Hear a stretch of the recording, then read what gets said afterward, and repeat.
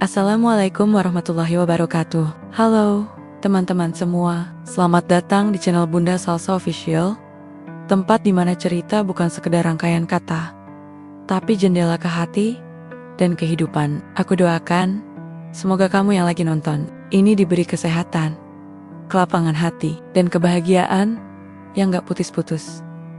Kalau kamu lagi capek, semoga lewat cerita ini, kamu bisa merasa lebih ringan. Kalau kamu lagi sendiri, semoga kamu merasa ditemani di sini. Jangan lupa, ambil posisi paling nyaman, duduk santai, siapkan teh hangat, atau cemilan kesukaanmu.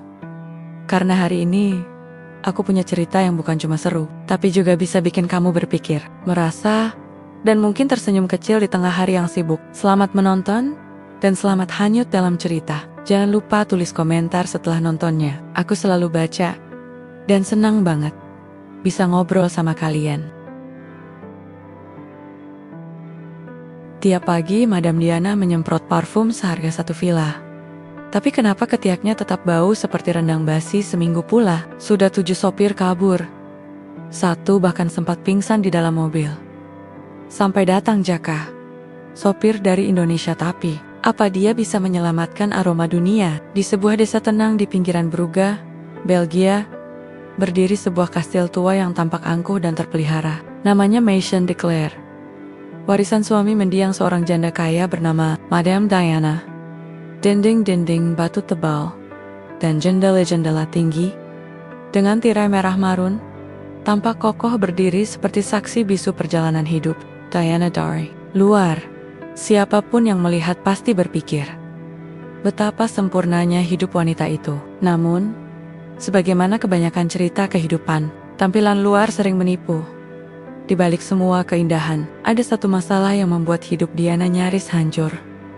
Ketiaknya berbau busuk, bukan sekadar bau biasa, tapi bau yang menusuk nurani. Seperti kombinasi antara bawang putih disimpan dalam kaos kaki basah selama 3 hari, ditambah aroma ikan kering yang lupa ditutup selama musim panas. Bau itu begitu menyiksa, bahkan sampai membuat anjing peliharaannya memilih tidur di halaman. Dan yang paling menyakitkan bagi Diana, dia tidak tahu ia telah mencoba segala sesuatu.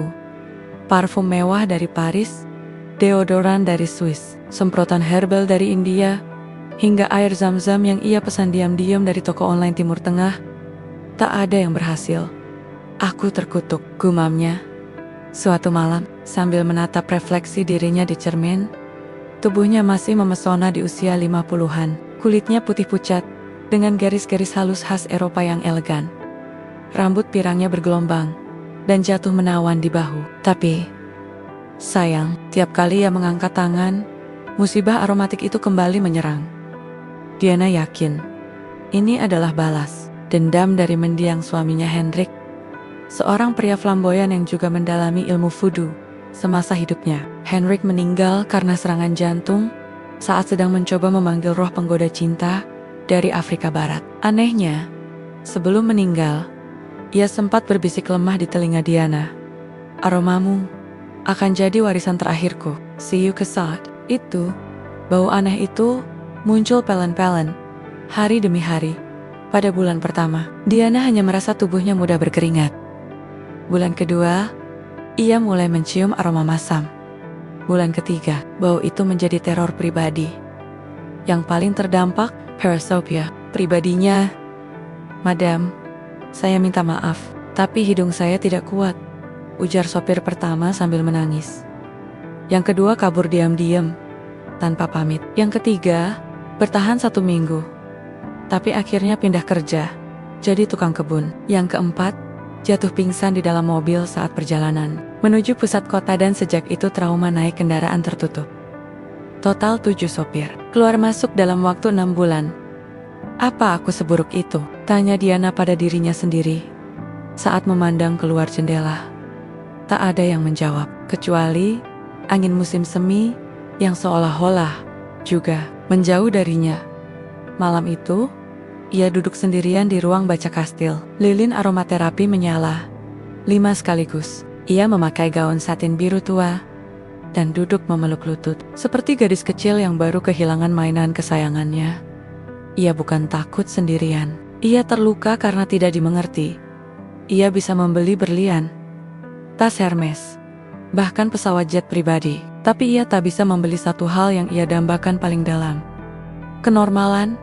Ia ingin bisa bersosialisasi lagi, menghadiri pesta, naik mobil, tanpa melihat wajah sopir memucat, berpelukan tanpa membuat orang tahan napas, tertawa tanpa merasa bersalah, karena aromanya ikut tertawa bersamanya. Lalu, pagi itu datang. Hari Minggu yang cerah, burung-burung bernyanyi seperti biasa. Diana Barros selesai mandi dan menyemprot seluruh tubuhnya dengan parfum mawar seharga ribuan euro. Tak lama, bel depan berbunyi. Ia membuka pintu. Di hadapannya berdiri seorang pria muda berkulit coklat hangat, mengenakan kemeja batik lusuh, dan membawa ransel kecil. Senyum lebar menyungging di wajahnya, seperti anak kecil yang baru lulus SD. "Permisi, Bu. Ini rumah spa ya?" Tanyanya dengan logat Jawa yang kental. Diana menggar niat. "Spa? Iya. Saya lihat dari luar kayak tempat terapi. Kata orang, saya cocok kerja di tempat relaksasi. Tapi, kalau salah alamat, ya ndak apa-apa." Ia menunduk. Namanya juga usaha. Diana menghela napas panjang. Ia sedang tidak punya energi untuk marah atau menjelaskan panjang lebar. "Masuklah," ujarnya lirih. "Namanya Jaka. Ia sedang mencari kerja." Tulan. Ia baru saja ditolak dari restoran Asia karena dianggap terlalu suka ngobrol. Jaka tak tahu kalau hari itu akan jadi awal dari kisah luar biasa dalam hidupnya. Dan Diana pun tak tahu bahwa di balik keanehan, keluguan, dan logat medok pria itu tersembunyi jawaban dari penderitaannya selama ini. Yang jelas, aroma misterius dari kastil lama itu akhirnya mulai tercium oleh orang yang tidak kabur. Bahkan, Jaka berkata dengan santai, "Loh Bu, baunya kayak sambal tumpang basi ya. Tapi enak juga, kayak di rumah nenek saya kalau lagi fermentasi tahu." Diana nyaris pingsan. Tapi untuk pertama kalinya, ia tertawa. Diana duduk di meja makan besar yang biasanya dipakai untuk jamuan duta besar. Tapi pagi itu hanya ada satu piring omelet keju dingin, secangkir kopi hitam, dan satu berkas CV calon sopir ke-8. Jaka.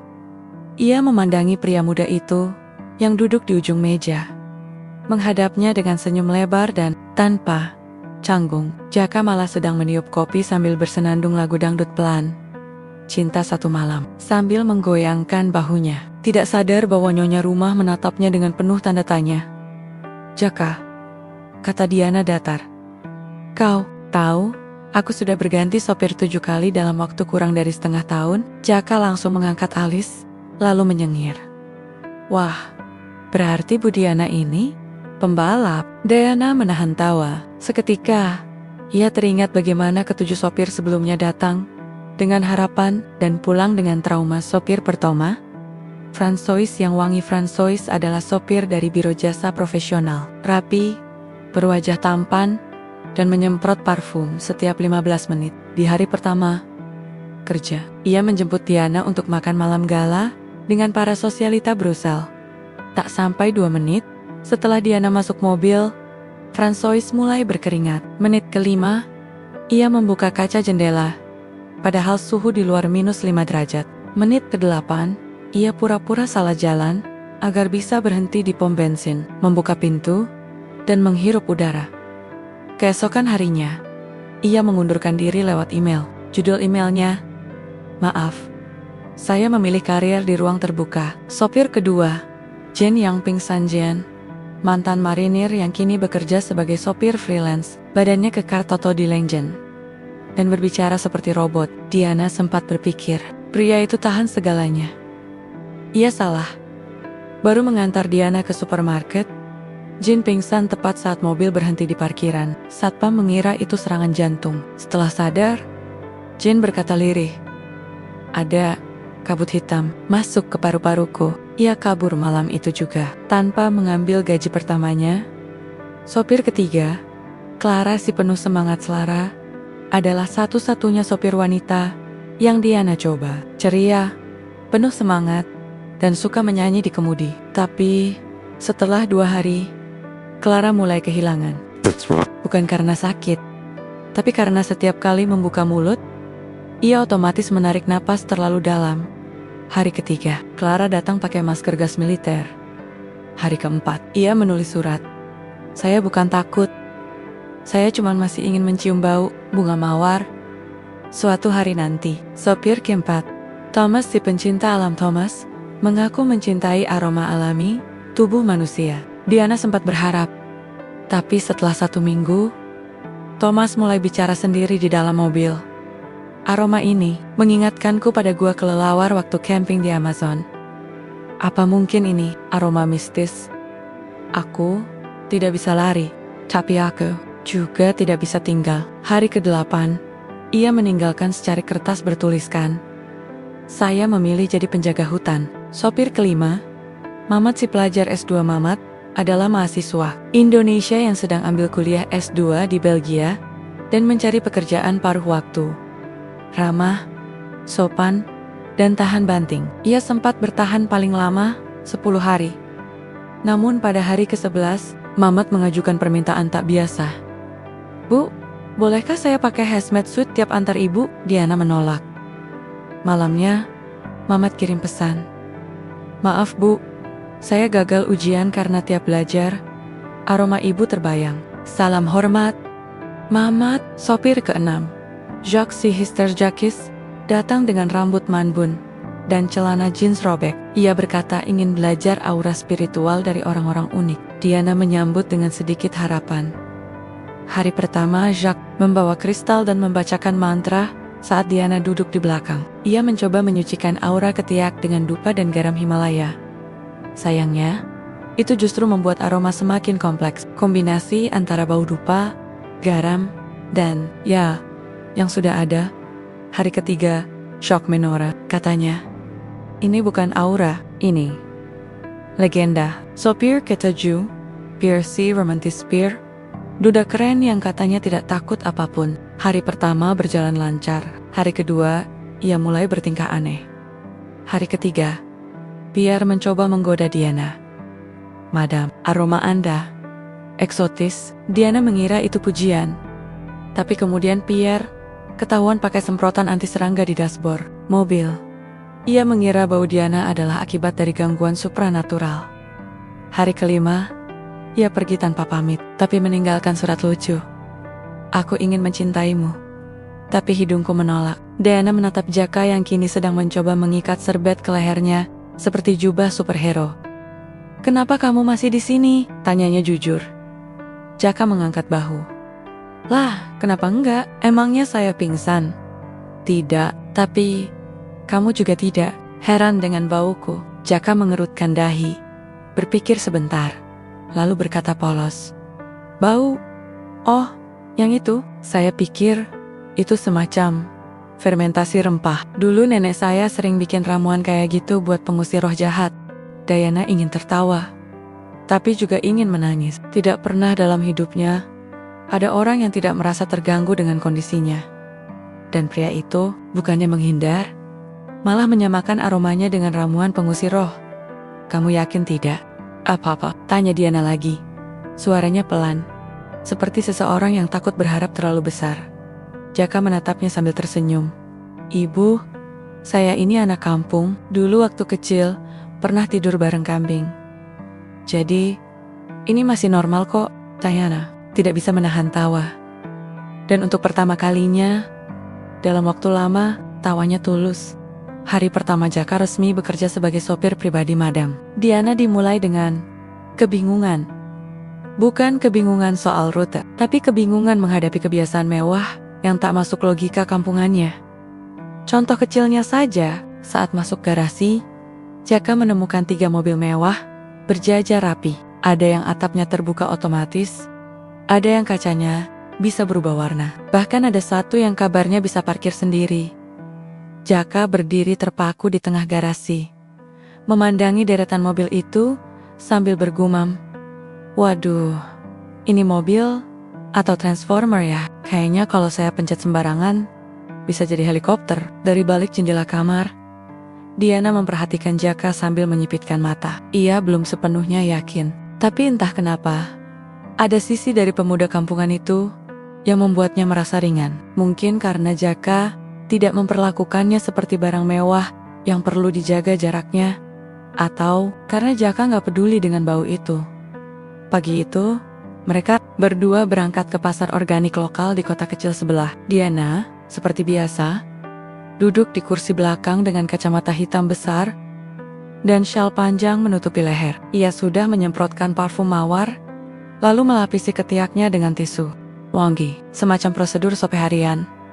Sementara itu, Jaka duduk di kursi pengemudi, bersenandung lagu pop Jawa dengan suara pas-pasan. Ia memakai jaket jeans bolong dan sandal kulit yang entah dari mana. Di tengah jalan, Jaka mulai membuka obrolan. Seperti biasa, tanpa sensor dan tanpa aba-aba. Bu, saya boleh tanya nggak? Kenapa mobil ini ada tombol pijat di joknya? Pas saya duduk, punggung saya dipijit kayak ditabok tuyul. Diana menahan tawa. Itu fitur pijat otomatis, biasa ada di mobil mewah, jawabnya. Jaka mengangguk. Oh, jadi ini kenapa orang kaya awet muda ya? Kursinya aja bisa mijet. Saya dulu kalau mau dipijit, harus nunggu nenek saya nganggur. Diana diam, tapi bibirnya sudah mulai tersenyum. Setibanya di pasar organik, Jaka membuka pintu belakang dan mengulurkan tangan ke Diana seperti sopir pada umumnya, tapi dengan gaya teatrikal berlebihan, seperti sedang membuka pintu kereta Cinderella. Selamat datang Tuan Putri, langkahkan kaki menuju kerajaan sayur mayur. Diana tersentak. Kamu ngapain? Biar keren Bu. Saya pernah lihat di film Hollywood. Sopirnya romantis. Diana mendelik. Kalau kamu terus begitu, orang-orang bisa ngira kamu bukan sopir saya, tapi semacam penari kabaret keliling. Jaka tertawa sambil mengangguk. Siap Bu, kalau disuruh nari juga bisa, asal jangan bugil. Saat berkeliling pasar, Jaka membantu membawa keranjang belanjaan. Diana biasanya tak pernah turun langsung, tapi kali ini ia merasa aneh, dalam arti baik. Orang-orang menatap mereka seorang wanita anggun, ala bangsawan, ditemani pria muda lokal yang cerewet dan terlalu santai. Tapi Diana tak peduli. Untuk pertama kalinya, ia merasa bebas. Bahkan saat seorang anak kecil berbisik ke ibunya, Mama, kenapa tante itu baunya kayak rendang basi? Jaka dengan cepat menjawab. Itu rahasia kecantikan dari timur, Dek. Nanti kamu besar, kamu paham. Diana ingin marah, tapi ia juga ingin ketawa guling-guling. Dalam perjalanan pulang, Jaka memarkir mobil lalu berkata dengan nada serius. Bu, saya mau bicara soal sesuatu yang agak sensitif. Diana mengangkat alis. Tentang apa? Jaka memutar badannya, menatap Diana sambil mencondongkan tubuh. Soal bau itu. Darah Diana langsung naik. Ia menegakkan punggungnya. Kalau kamu mau mengundurkan diri, silakan, saya sudah biasa. Jaka mengangkat tangan. Bukan begitu, saya nggak kabur. Saya malah punya solusi. Solusi? Diana menatapnya penuh curiga.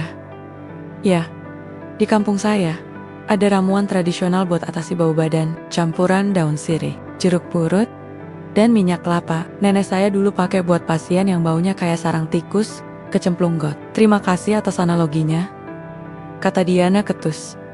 Jaka nyengir. Maaf, maksud saya, ini bisa dicoba. Saya bisa bikin sendiri. Nggak mahal, nggak ribet. Diana menghela napas panjang. Di satu sisi, ia merasa seperti jadi kelinci percobaan. Di sisi lain, tak ada yang pernah menawarkannya solusi sesederhana dan sejujur itu. Semuanya hanya menyarankan deodoran mahal dan parfum limited edition. Baik, aku coba, jawabnya. Akhirnya, Jaka bertepuk tangan. Mantap. Nanti malam, saya mulai meracik. Tapi harus sabar ya Bu. Kadang proses penyembuhan itu, aromanya lebih busuk dulu sebelum harum. Diana menatap lenggit-lenggit mobil dan berkata lirih. Seperti hidup ya Jaka. Jaka mengangguk, lalu menjawab sok bijak. Iya Bu, hidup itu kayak emping melinjo. Pahit dulu, tapi lama-lama ketagihan. Malam itu, Diana duduk di ruang dapur, yang biasanya hanya digunakan pembantu. Jaka sibuk di pojok, mengulek bahan-bahan dengan cobek batu yang ia bawa dari Indonesia. Bau jeruk purutnya nyengat juga ya, kata Diana. Jaka menjawab, yang penting nanti ibu gak nyengat lagi. Mereka tertawa bersamaan untuk pertama kalinya. Diana tidak merasa terhina saat seseorang membahas aroma tubuhnya. Justru, ia merasa dihargai. Ramuan itu akhirnya jadi, warnanya hijau kekuningan, teksturnya agak lengket, dan aromanya seperti kombinasi dapur, kebun, dan kamar mandi. Desa, Jaka memberikannya pada Diana dalam wadah kecil. Pakainya tiap pagi, Bu. Oleskan di ketiak sambil niat. Niat apa? Niat sembuh. Niat happy. Niat berhenti menyiksa sopir. Diana tertawa keras. Di malam sunyi yang biasanya hanya diisi desahan lilin aromaterapi, tawa itu terdengar seperti musik. Dan di sudut hatinya yang paling tersembunyi, Diana tahu, pria muda kampungan itu mungkin bukan penyelamatnya. Tapi dia bisa jadi teman tertawanya. Untuk pertama kalinya, ia tak merasa sendiri. Pagi itu, udara Brugge terasa lebih dingin dari biasanya. Kabut tipis mengambang pelan, menyelimuti halaman kastil Diana. Tapi untuk pertama kalinya sejak bertahun-tahun, kabut itu bukan yang paling pekat. Ada sesuatu yang lebih menonjol, aroma menyengat, yang selalu datang lebih dulu daripada langkah kaki Diana. Namun, hari itu berbeda.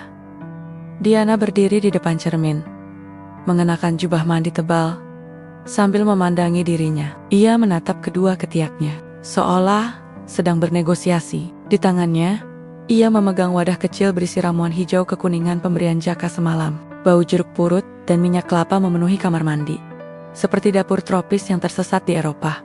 Kalau ini gagal lagi, gumamnya, aku benar-benar akan pindah ke gua. Dengan tangan gemetar, ia mengoleskan ramuan itu. Rasanya dingin, sedikit gatal di awal, tapi tidak menyakitkan. Tidak seperti krim pemutih yang dulu membuat kulitnya perih.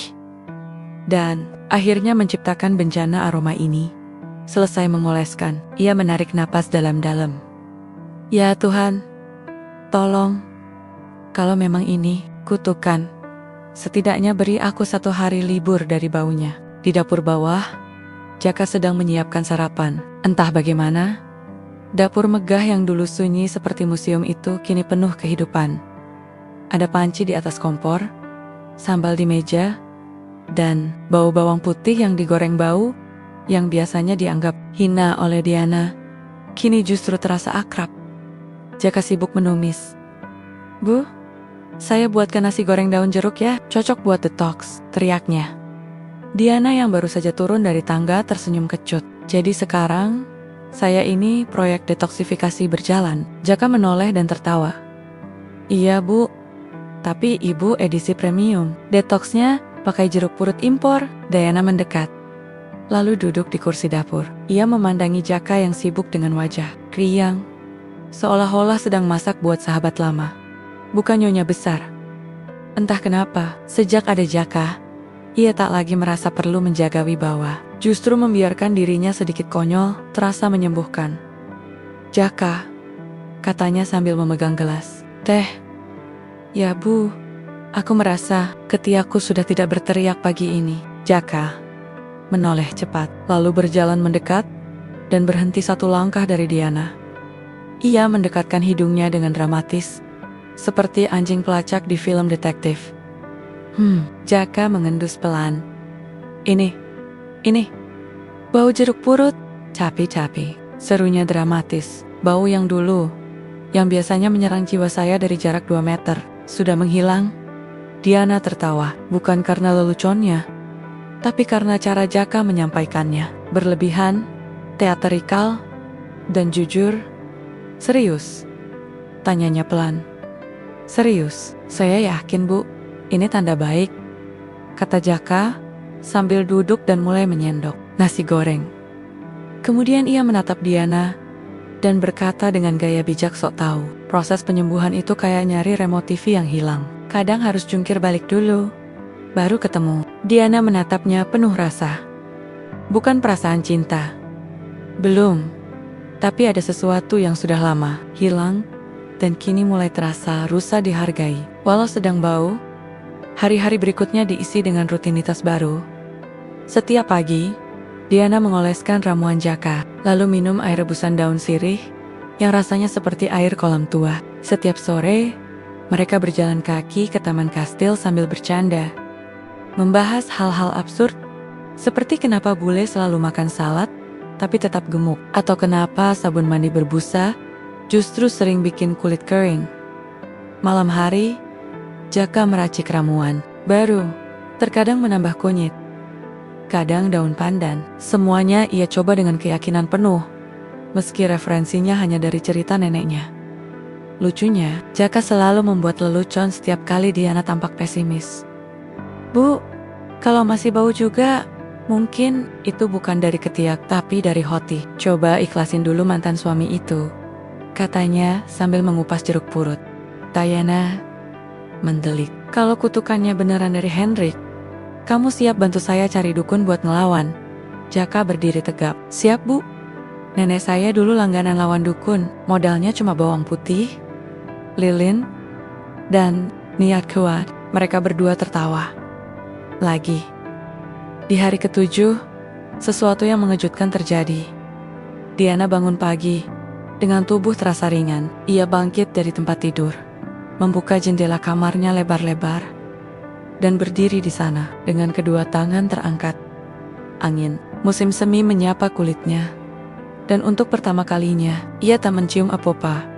Tidak ada bau tengik, tidak ada aroma amis. Yang tercium hanyalah sisa sabun mandi dan embun pagi.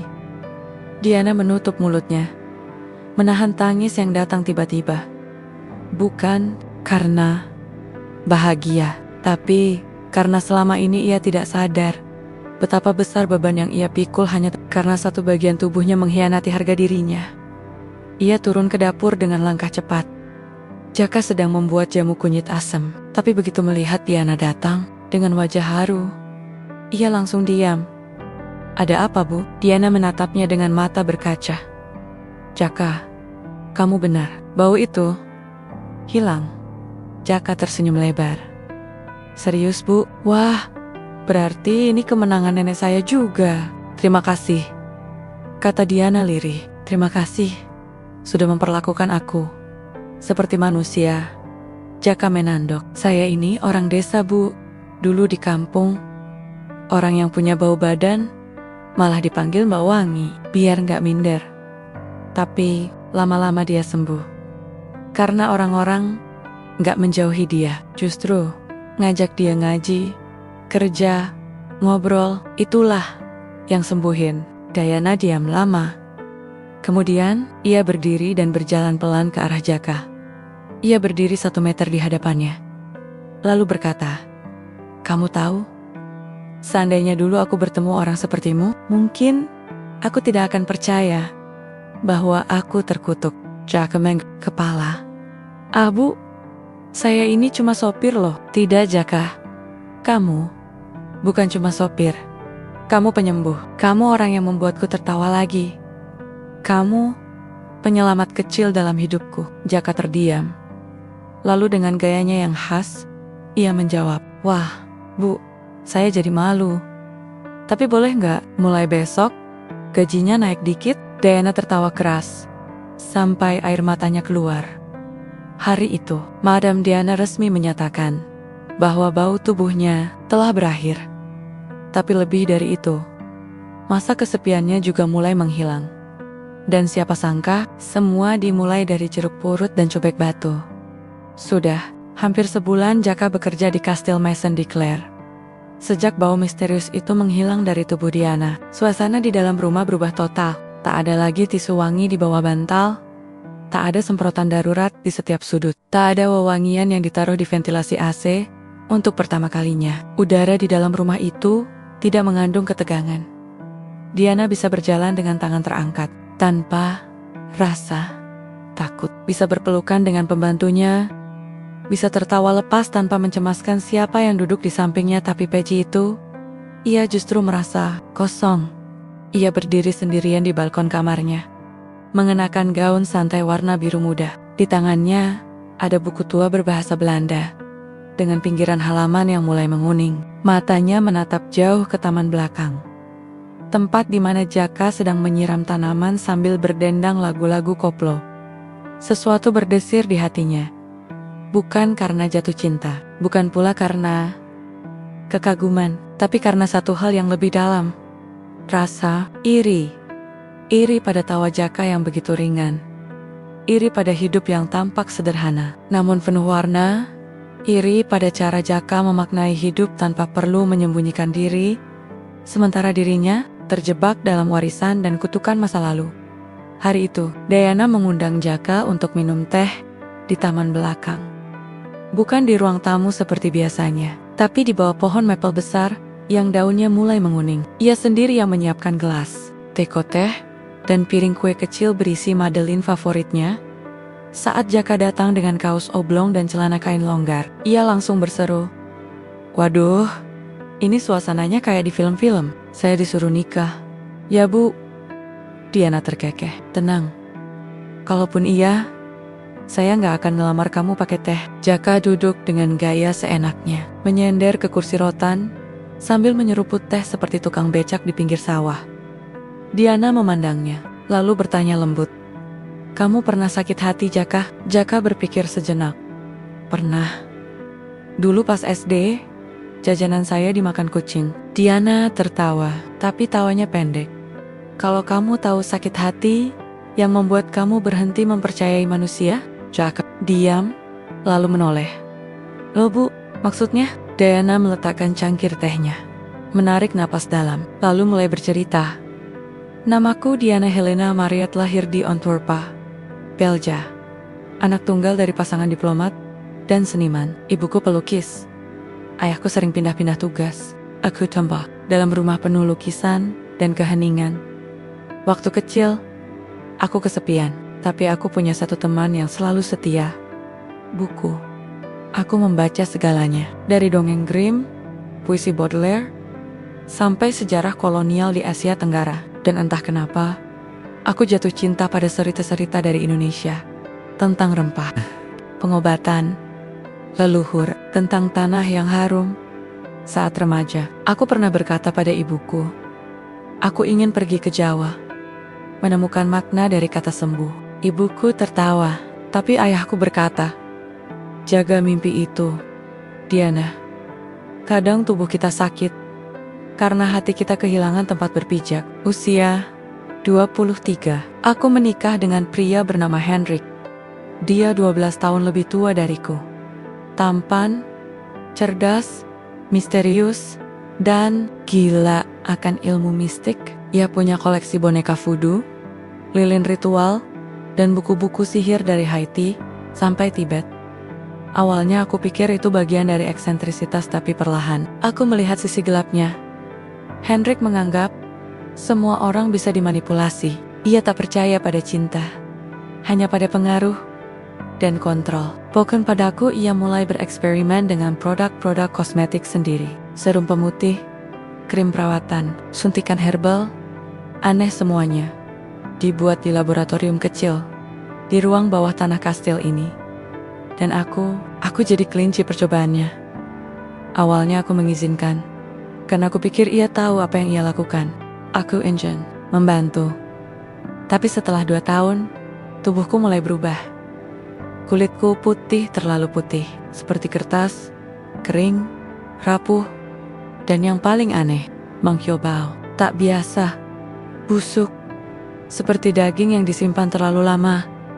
Hendrik hanya tertawa. Itu tanda bahwa tubuhmu sedang berubah jadi sempurna, sayang, katanya. Aku percaya, sampai akhirnya, aku tak tahan. Aku pergi ke dokter kulit, tapi mereka bingung. Tak ada hasil medis yang jelas. Bahkan saat diuji laboratorium, semua tampak normal. Mereka menyebutnya sindrom aroma phantom. Aku mulai menyendiri. Hendrik meninggal tak lama setelah itu, katanya, karena serangan jantung. Tapi entah kenapa, aku selalu karena sebelum meninggal, ia sempat berkata padaku, kau akan selalu mengingatku, bahkan ketika aku tak di dekatmu. Dan ya, aku mengingatnya. Melalui bau tubuhku sendiri. Jaka terdiam.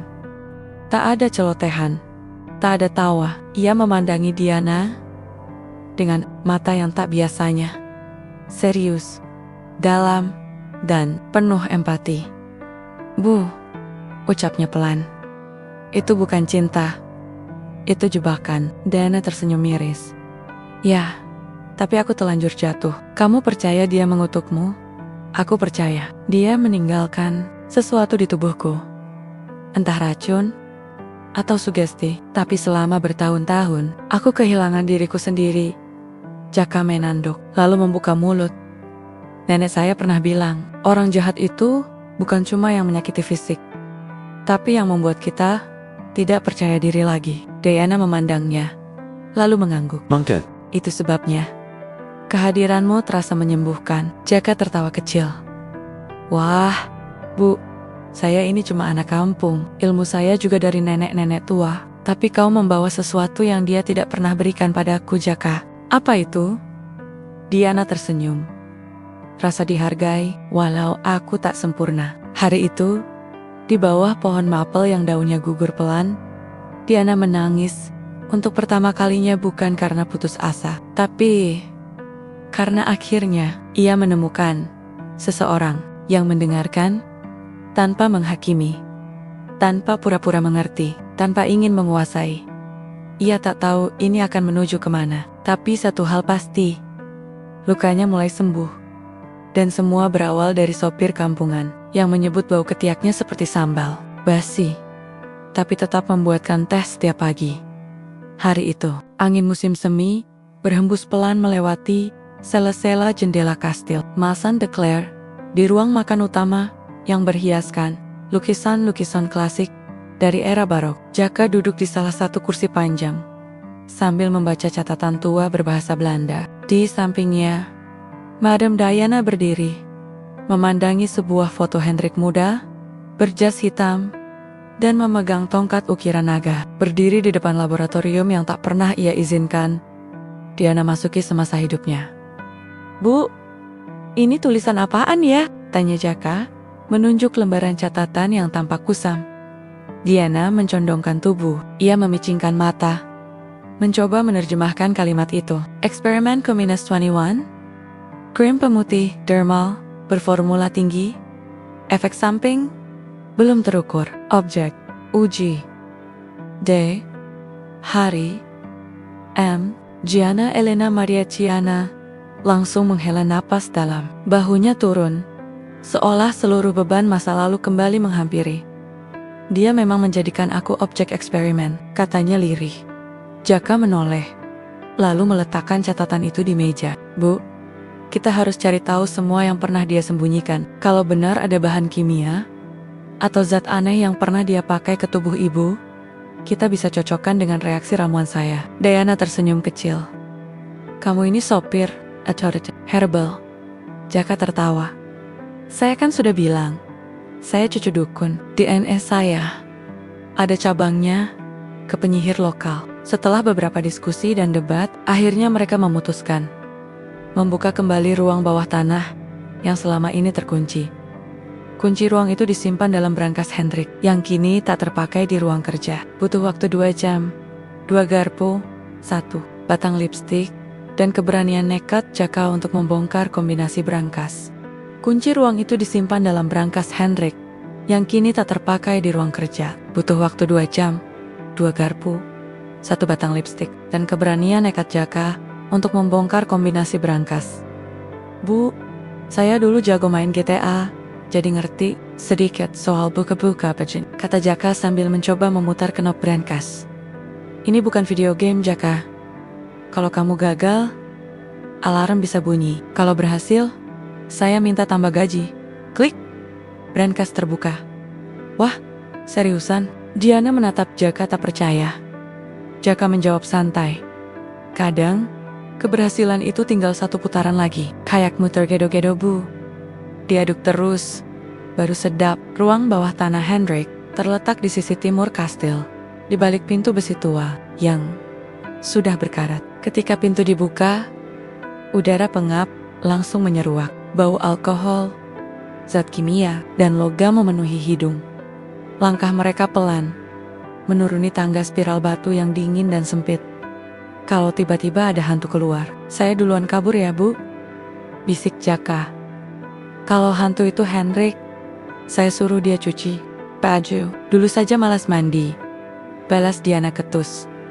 Setibanya di bawah, mereka menemukan sebuah ruangan besar, penuh rak berisi botol-botol kecil, catatan eksperimen, dan peralatan aneh seperti milik laboratorium gila. Di sudut ruangan, ada meja panjang, tempat Henrik biasa mencampur bahan dengan label-label tulisan tangan, seperti anti-melonin serum dosis tinggi, ester sintetik dari minyak cendana palsu modifikasi, struktur epidermal 3,0 ini kayak pabrik zombie, Bu, ucap Jaka sambil mengambil botol kecil berwarna kuning. Diana duduk di kursi kayu, menatap semuanya dengan campur aduk, takut, marah, dan sedih. Henrik menciptakan sesuatu yang bahkan dia sendiri tak pahami efek jangka panjangnya. Dan aku menjadi bagian dari kesalahan itu. Jaka main dekot. Ia meletakkan tangannya di bahu Diana.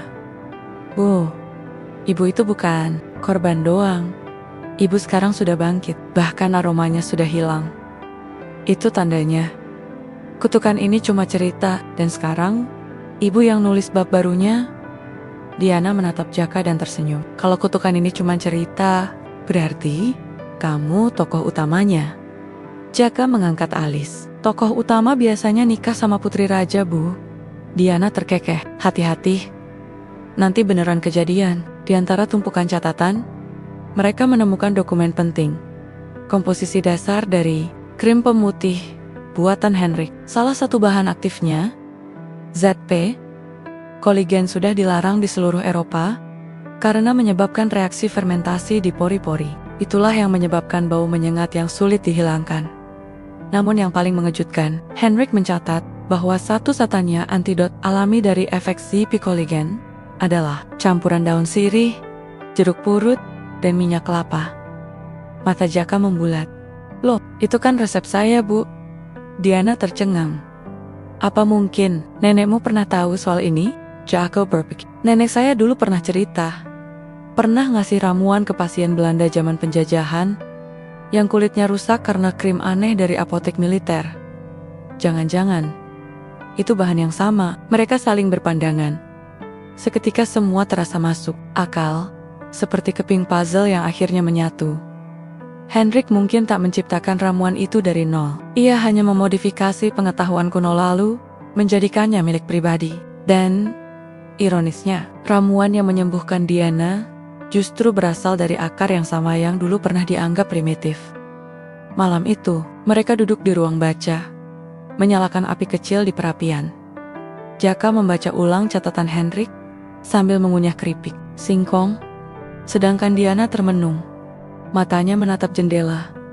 Jaka, ucapnya pelan, terima kasih. Karena kamu, aku tak hanya sembuh, tapi juga mengerti bahwa masa lalu bukan untuk ditakuti, tapi Jaka menyandarkan kepala di sofa.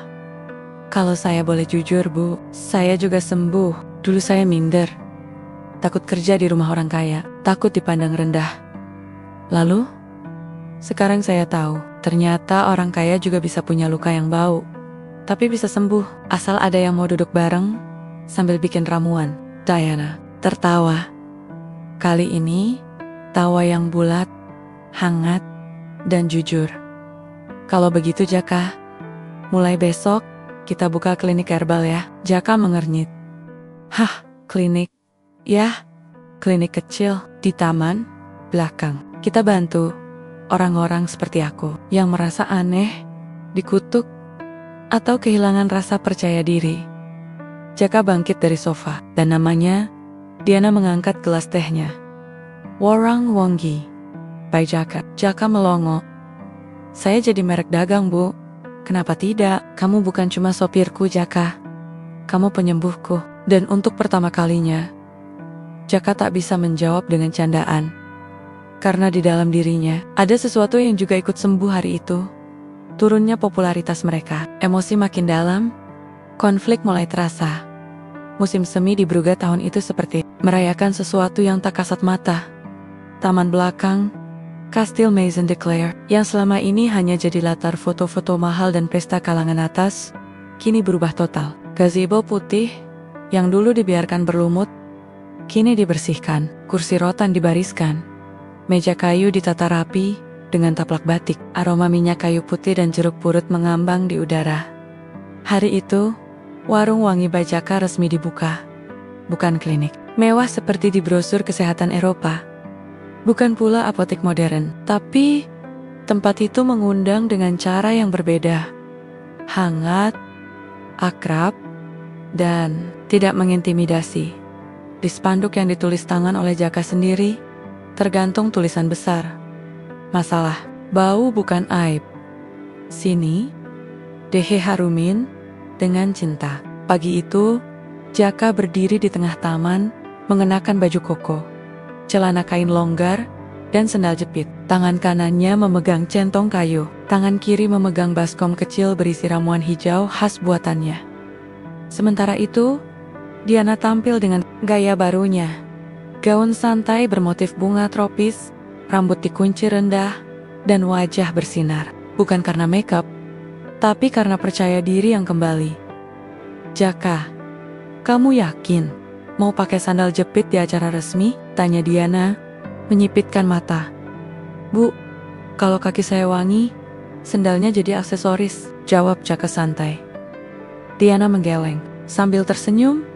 Baiklah, warung ini milik kita, tapi gayanya sepertinya milik kamu. Satu persatu, para tamu mulai berdatangan.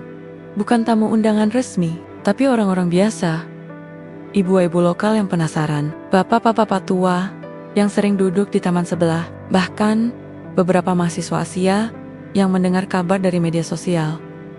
Ya, sejak seminggu sebelumnya, video pendek Diana dan Jaka membuat ramuan dengan gaya lucu viral di TikTok lokal.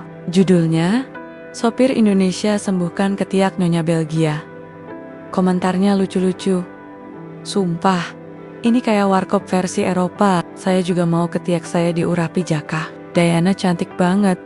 Setelah sembuh, glowing alami, tapi di bot. Komentar itu, banyak yang tergerak.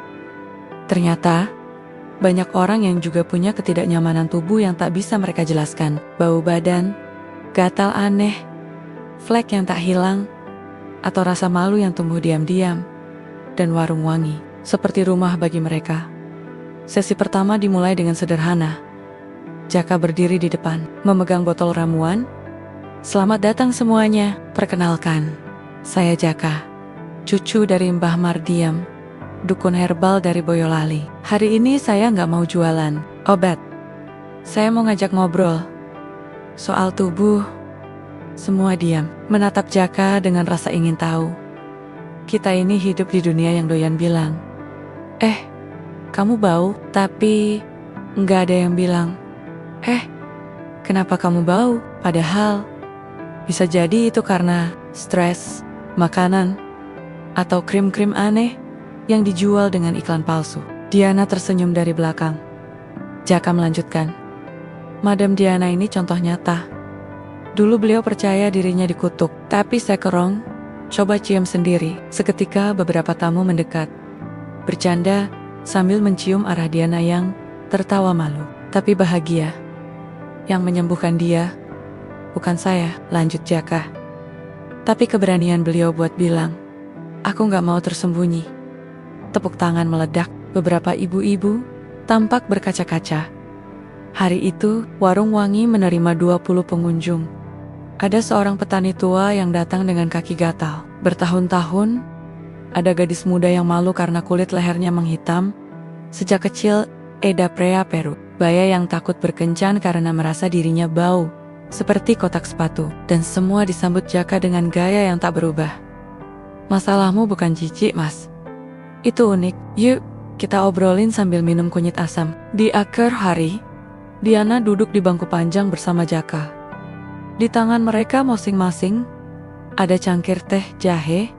Jaka, kata Diana pelan, aku tak menyangka orang-orang datang bukan karena penasaran, tapi karena butuh. Jaka mengangguk. Kadang, bau itu bukan cuma dari tubuh, tapi dari luka yang kita tutupi terus. Hari ini, aku merasa hidup lagi. Jaka menatapnya. Saya juga, Bu. Dan saya merasa saya bukan sopir lagi. Diana tersenyum lebar. Kamu memang bukan sopir. Kamu penyembuh, pendengar, dan ia ragu sejenak. Teman pertama yang membuatku tertawa dengan ikhlas. Jaka Nienger. Tapi saya tetap minta bonus ya, Bu. Namun di tengah keberhasilan itu, ada satu bayangan yang mengintai di balik layar. Seorang pria bertubuh, kurus dengan jas hitam, duduk di dalam mobil mewah tak jauh dari kastil. Ia menatap warung wangi dengan tatapan sinis. Di tangannya ada tablet yang menampilkan data, komposisi Jaka, mencuri pasar kosmetik bawah tanah. Dampaknya, penurunan penjualan senyawa ZP, kolagen. Ia menutup layar dan berkata pada sopirnya, "Siapkan tim hukum dan kirim pesan peringatan. Ramuan kampung tak seharusnya mengganggu bisnis besar." Di saat Diana dan Jaka tertawa merayakan keberhasilan mereka, awan tipis mulai menggantung. Konflik besar mendekat. Tapi mereka belum tahu. Malam itu, di bawah bulan separuh, hanya ada satu suara yang memenuhi taman. Suara Jaka menyanyi lagu Jawa dengan nada fals sambil mengepel lantai warung. Dan Diana tertawa paling keras. Matahari belum tinggi ketika suara klakson mobil sport mengganggu ketenangan pagi di Maison de Claire. Diana sedang menyiapkan teh daun pandan di dapur belakang ketika seorang pembantu datang tergopoh-gopoh. "Madam, ada tamu." Orang berdasi dan kelihatannya bukan pasien gatal biasa. Jaka, yang sedang mengiris kunyit sambil nyanyi lagu dangdut lawas, langsung berhenti. "Dasi, wah, jangan-jangan sales vacuum cleaner?" Diana berdiri. Wajahnya berubah serius, atau lebih buruk. Dan benar saja, di depan warung wangi, berdiri 3 pria bersetelan hitam, mengenakan jas panjang yang tampak seperti habis keluar dari film mafia Eropa. Salah satunya menyerahkan sepucuk surat dengan kop resmi bertuliskan Verlux Laboratories International. Diana membuka surat itu perlahan. Isi surat, kepada Madam Diana dan Tuan Jaka, berdasarkan pemantauan terhadap aktivitas pengobatan tradisional yang Anda lakukan, diketahui bahwa ramuan yang digunakan mengandung unsur herbal yang dapat diklaim melanggar regulasi kosmetik Eropa, khususnya pasal 14B tentang keamanan konsumen dan ketidakjelasan komposisi. Anda diminta menghentikan semua kegiatan promosi dan distribusi, atau akan dikenai gugatan hukum senilai 5 juta euro. Jaka membaca surat itu pelan, lalu mendongak sambil bergumam, 5 juta euro, itu kalau dibeliin mie ayam, bisa seminggu gratis buat satu desa. Diana duduk. Tubuhnya lemas. "Aku kenal nama perusahaan ini. Verlux, itu cabang dari perusahaan kosmetik yang dulu punya saham Hendrik Jaka Mengarniet." "Berarti mereka tahu, Bu? Soal efek krim Hendrik?" "Bukan cuma tahu, Jaka. Mereka melindungi warisan bisnis itu. Mungkin mereka tahu ramuanmu menyembuhkan efek sampingnya.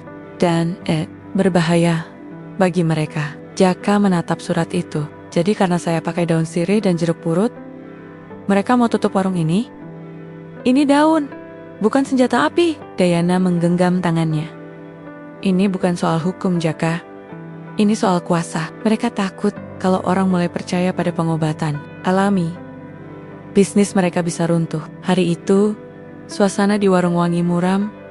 Tak ada tawa, tak ada musik, bahkan teh pun terasa hambar.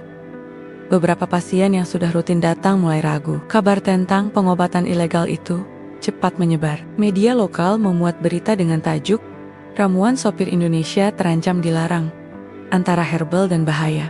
Diana menghela napas panjang saat membaca komentar netizen. "Apa benar Jaka bukan ahli medis? Jangan-jangan ini semua bisnis tipu-tipu. Saya takut anak saya malah iritasi pakai ramuan itu." Jaka duduk di bangku taman, menatap sendalnya. Biasanya ia bisa menertawakan apapun. Tapi hari itu, ia diam. Diana menghampirinya. "Jaka, kamu gak salah. Kita gak salah." Jaka tak menjawab. Ia hanya berkata pelan, "Tapi Bu, saya ini siapa? Cuma cucu dukun dari kampung. Saya gak punya gelar, gak punya izin. Mereka bisa hancurkan saya dengan sekali surat. Diana menatapnya dalam. Tapi kamu punya satu hal yang tak bisa dibeli oleh siapapun. Hasil nyata. Kamu menyembuhkan aku. Kamu mengembalikan hidupku. Dan itu tak bisa dipalsukan. Malamnya, mereka berdiskusi dengan seorang pengacara pro bono yang dikenalkan oleh salah satu pasien setia mereka. Namanya Martin, seorang pensiunan aktivis hukum kesehatan. Ia menatap Marika serius. Fairlux bermain kotor. Mereka memanfaatkan celah hukum yang memang sengaja dibuat rumit, agar metode pengobatan alami tidak punya ruang. Lalu, apakah kami harus menyerah? Tanya Diana. Martin menggeleng. Tidak. Tapi, kita harus punya bukti. Bukan cuma bahwa ramuan Jaka aman, tapi juga bahwa perusahaan itu menyembunyikan produk yang dulu menyebabkan penyakit Anda. Artinya, gumam Jaka, kita harus buka rahasia masa lalu Hendrik dan hubungannya dengan Fairlux. Isaac. Harinya, Jaka dan Diana kembali turun ke ruang bawah tanah Hendrik. Mereka menelusuri catatan eksperimen yang lebih tua dan menemukan satu folder tersembunyi di balik dinding palsu. Isinya mengejutkan. Sebuah laporan internal tahun-tahun silam. ZP, collagen batch percobaan, hanya bisa dinetralisir oleh kombinasi asam alami dari tanaman tropis, sirih, jeruk purut, kelapa. Namun, bahan-bahan ini dianggap tidak ekonomis dan terlalu identik dengan tradisi Asia. Maka diputuskan, efek samping tidak dicantumkan dalam label. Diana membaca sambil menggigit bibir. Ini dia, bukti bahwa mereka tahu, tapi memilih menyembunyikan. Jaka mengepalkan tangan. Ini yang kita kirim ke media, ke pengacara, ke siapapun yang bisa bantu. Biar dunia tahu, yang mereka larang, justru yang menyembuhkan. Hari-hari selanjutnya adalah perang opini. Beberapa influencer mulai mendukung mereka. Banyak yang bersaksi bahwa ramuan Jaka menyembuhkan bau tubuh, ruam, dan kepercayaan diri yang rusak. Di Twitter, trending topik muncul. Warung Wangi melawan Fairlux mulai terdesak. Mereka mengirim ancaman terakhir. Jika tidak berhenti, Anda akan kami tuntut secara personal dan perdata. Tapi Diana sudah tidak takut lagi. Ia berdiri di depan kamera lokal, diwawancarai oleh stasiun TV nasional. Dengan senyum tenang, ia berkata, "Dulu saya sembunyi dari dunia karena bau tubuh yang bukan salah saya. Sekarang, saya berdiri karena saya tahu yang menyembuhkan saya bukan produk mahal, tapi tangan orang jujur yang percaya pada warisan neneknya." Dan Jaka, ia hanya tersenyum di sampingnya, lalu berbisik ke kamera, "Saya bukan siapa-siapa, tapi kalau daun bisa ngalahin laboratorium, berarti Tuhan memang adil." Bab ini diakhiri dengan perasaan was-was, tapi juga keyakinan. Mereka tahu jalan ke depan akan berat, tapi kali ini mereka tidak sendiri. Dan bagi Diana, melihat Jaka berdiri di sampingnya dengan kaos oblong bertuliskan "Harum itu hati, bukan harga", itu sudah cukup membuatnya yakin cinta dan keberanian bisa mengalahkan kutukan apapun. Hari, it's two. Dunia seakan berputar lebih cepat bagi Jaka. Dalam waktu kurang dari 2 minggu, sejak wawancara Diana tayang di televisi Belgia, nama Warung Wangi by Jaka melesat jadi fenomena nasional. Tayangan itu viral, diterjemahkan ke dalam 8 bahasa, dan bahkan diunggah ulang oleh akun-akun humor Asia dengan judul-judul nyeleneh. Dari bau ke wow, perjalanan ketiak terlantar, sopir ganteng menyembuhkan dengan daun sirih warkop. In Brussels, Jaka yang sebelumnya hanya dikenal oleh tukang kebun dan penjual sayur lokal, kini mendadak disapa di jalanan. Itu Jaka! Yang punya minyak wangi anti kutukan. Mas, selfie dong. Ketiak saya juga pernah beraroma tragis. Yang paling mengejutkan, sebuah stasiun TV nasional Belgia, TVV Plus, mengundang Jaka tampil dalam acara talk show pagi paling populer, Bonjour Brussels. Pagi itu, Diana berdiri di pintu kastil sambil menatap Jaka yang sudah berdandan rapi, rambut disisir belah pinggir, baju batik dikancingkan rapi, celana katun abu-abu, dan sepatu kulit mengilap baru. "Ibu Jaka pasti bangga lihat kamu," ucap Diana pelan. Jaka tersenyum. Saya malah takut beliau kaget. Biasanya saya muncul di layar. Cuma, waktu Zoom keluarga dan itu pun, mukanya cuma setengah. Mereka saling pandang. Ada ketegangan yang berbeda dari biasanya. Bukan karena ramuan, bukan karena surat gugatan, tapi karena rasa kehilangan yang perlahan menyelinap. Diana merasakan perutnya bergejolak bukan karena tapi karena ketakutan yang ia tak bisa sebut. Apakah Jaka akan berubah? Studio TV tampak gemerlap, lampu terang, kru sibuk, penata rias mondar-mandir, dan pembawa acara seorang wanita flamboyan bernama Claudine mendekat dengan antusias. Jaka, Anda ini sensasi. Saya sudah coba ramuannya, dan suami saya bilang, ini pertama kali aku menciummu tanpa menutup hidung, katanya sambil tertawa lepas. Jaka hanya tersipu. Ia belum terbiasa dengan dunia ini. Dunia yang mengukur kualitas orang dari jumlah views dan rating, bukan dari ketulusan. Acara pun dimulai. Claudine membuka siaran dengan ledakan kata-kata, memperkenalkan Jaka sebagai pahlawan ketiak abad ini, sang dukun modern dari timur. Pennant bertepuk tangan. Jaka melambaikan tangan sambil mencoba tetap tenang. Claudine melontarkan banyak pertanyaan. Tentang ramuan Jaka, tentang Diana, tentang hidup di Belgia, bahkan tentang kemungkinan membuat produk komersial bernama Ode Ketiak. Dan di tengah candaan itu, Claudine menutup wawancara dengan pertanyaan yang membuat Jaka terdiam. Jaka, kalau kamu ditawari kontrak eksklusif sebagai ahli herbal resmi TVV Plus, dengan bayaran bulanan 10.000 euro, tapi kamu harus berhenti jadi sopir dan lepas dari warung wangi, apakah kamu mau? Studio hening kamera menyorot wajah Jaka. Wajah itu ragu. Lalu ia menoleh ke arah belakang panggung, di mana Diana berdiri dalam bayangan, menatapnya dengan mata yang tenang. Namun menunggu, dan akhirnya Jaka menjawab. Bu Claudine, saya ini datang dari kampung, yang kalau bau kaki, nenek, saya cuci pakai air garam, dan sabar. Bukan sabun mahal. Dan yang saya sembuhkan, bukan cuma bau, tapi luka. Jadi kalau saya harus lepas dari tempat yang bikin saya paham makna itu, saya lebih baik pulang ke kampung. Penonton diam sesaat. Lalu tepuk tangan membahana. Bukan karena jawaban lucu, tapi karena sesuatu yang langka. Kejujuran. Claudine bahkan ikut berdiri dan memeluk Jaka. Kamu lelaki paling wangi yang pernah saya temui. Meski tanpa parfum. Malam harinya, Jaka pulang ke kastil. Warung wangi sudah tutup. Lilin di halaman menyala. Diana duduk sendirian di meja taman, mengenakan syal tipis, menatap langit malam. Saat Jaka mendekat, ia tak berkata apa-apa. Bu, kata Jaka pelan, saya nggak tanda tangan kontrak. Diana masih diam. Kenapa? Bisiknya. Jaka duduk, mengambil tangan Diana, dan menggenggamnya perlahan.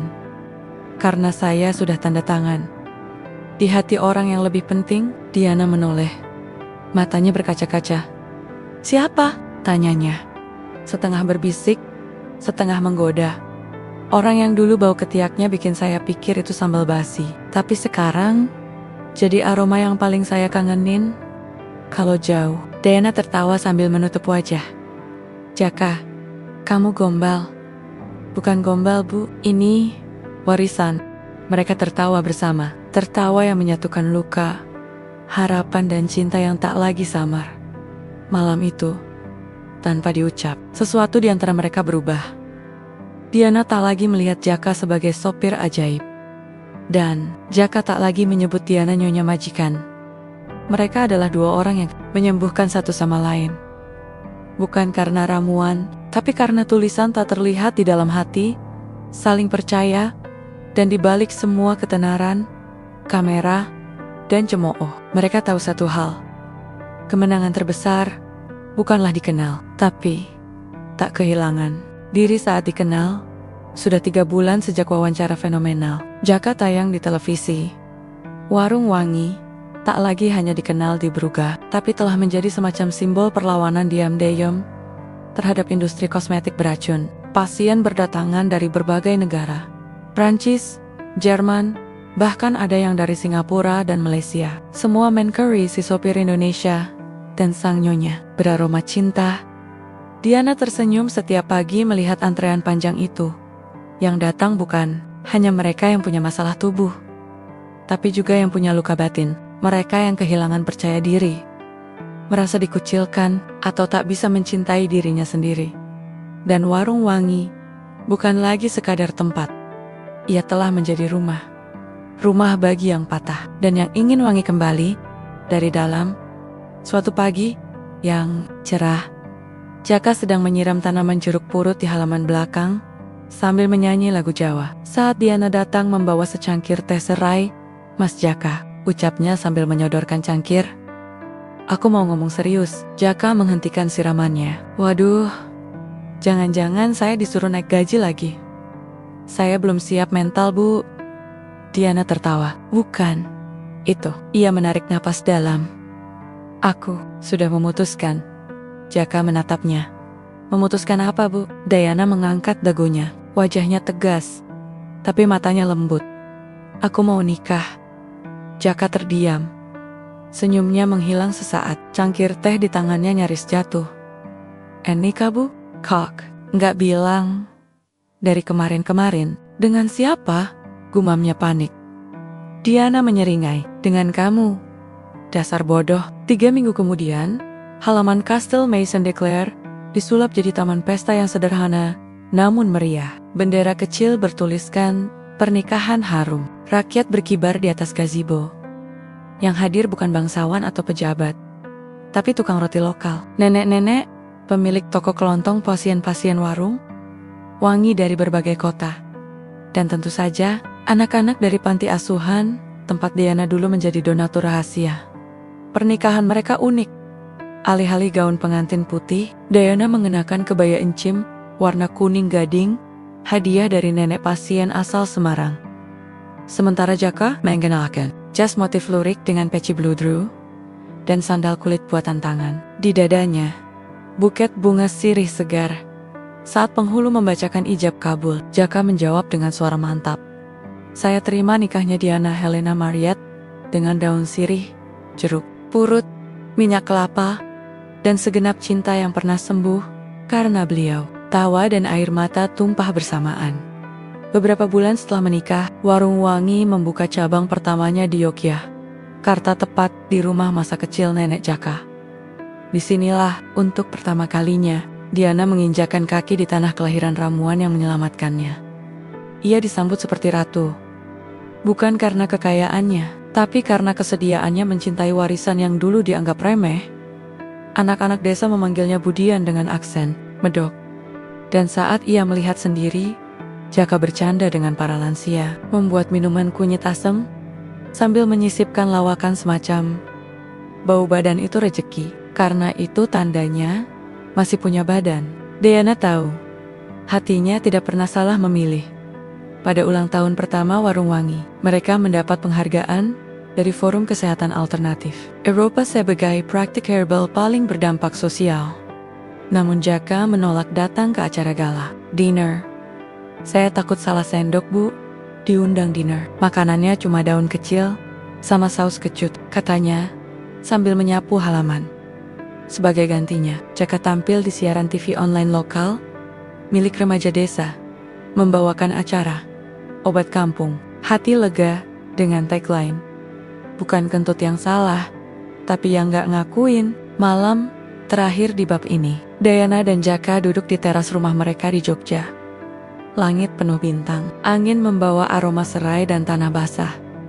"Mas," ucap Diana pelan, "aku sering mikir, kalau saja dulu aku gak bau, mungkin kira gak pernah ketemu." Jaka tersenyum, menatap langit. "Dan kalau saya bukan sopir, mungkin ibu gak mau dengar suara saya yang fals ini." Diana memeluk lengan Jaka. "Berarti kutukan itu sebenarnya jalan." Jaka menoleh, wajahnya lembut. "Dan cinta kita sebenarnya ramuan." Mereka tertawa. Dan malam itu, dunia tak lagi punya bau buruk, kutukan, atau rasa malu. Yang tersisa hanya 2 hati yang saling menyembuhkan. Satu warung yang terus mewangi, dan cerita yang akan dikenang Dari ketiak jadi cinta.